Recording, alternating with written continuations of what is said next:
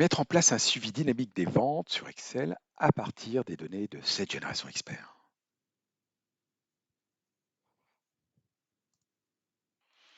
Je suis donc dans cette génération expert et tout d'abord, pour mettre en place justement ce suivi donc des ventes, c'est de partir donc d'un dossier donc dans cette génération expert.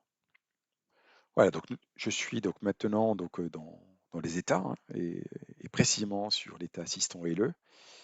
Cet état, et c'est grâce à cette fonctionnalité, cette fonction interopérable qui me permettra justement de mettre en place ce fameux suivi des ventes dynamiques.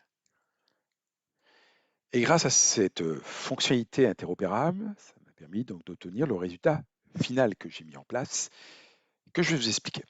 Donc tout d'abord, ici j'ai donc une fonction OLE, donc une fonction interopérable qui permet donc d'aller récupérer automatiquement le nom du dossier. Donc là en l'occurrence j'étais dans Sage sur le dossier Balder. J'ai dessous donc début et fin exercice, fonction qui va interroger de manière automatique et récupérer donc les dates d'exercice du dossier.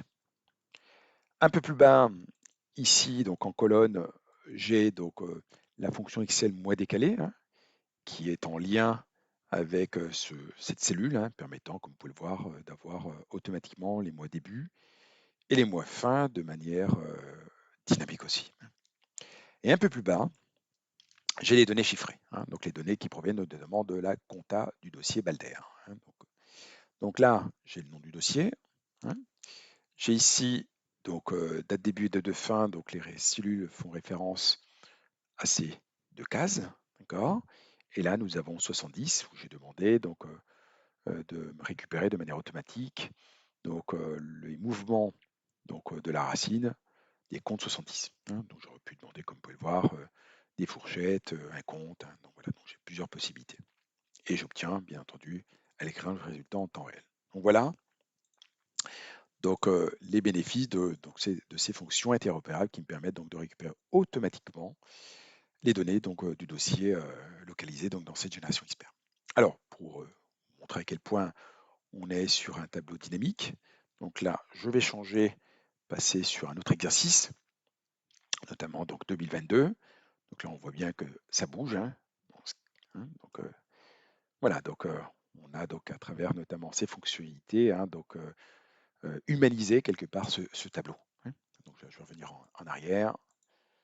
Voilà, vous voyez à quel point ça réagit de manière très dynamique.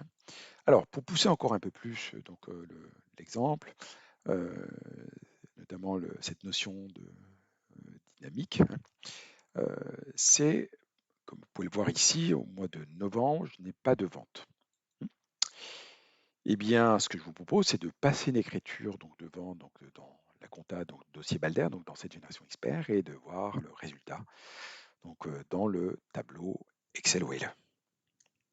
Voilà, donc je suis donc dans la compta, donc je vais mettre au mois de novembre et dans le journal des ventes et on va passer donc une écriture de vente. Allez, on va prendre ce client. Je mets un montant. Allez, on va mettre un montant. Allez, on va mettre comme ça. Voilà. Et j'ai fini. Voilà, comme vous pouvez le constater, j'ai mis en place un accélérateur de saisie. Eh bien, retournons donc dans le tableau Excel. Me revoici donc dans le tableau Excel et il suffit d'appuyer sur la touche F9 et ça va mettre à jour automatiquement la cellule comme vous pouvez le constater.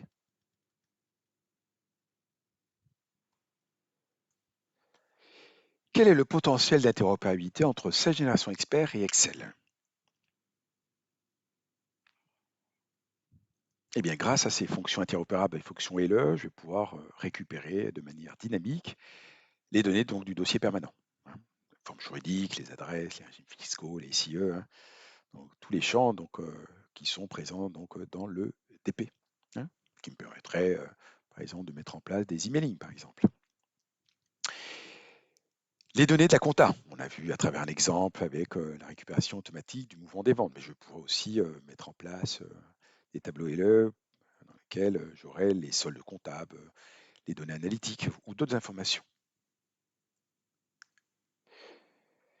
Les fonctions interopérables vont même jusqu'à récupérer les informations donc, des cases donc, de l'alias fiscal. Donc, que ce soit l'alias, mais également donc, les CA3, hein. Je peux aussi, à travers ces fonctions interopérables OLE, récupérer donc les éléments des SIG, des bilans et d'autres états comptables et financiers.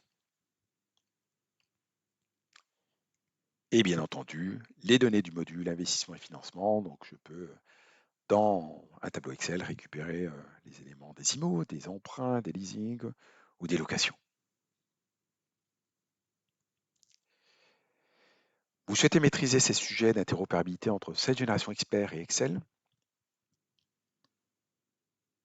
Rapprochez-vous de votre ingénieur commercial. À bientôt.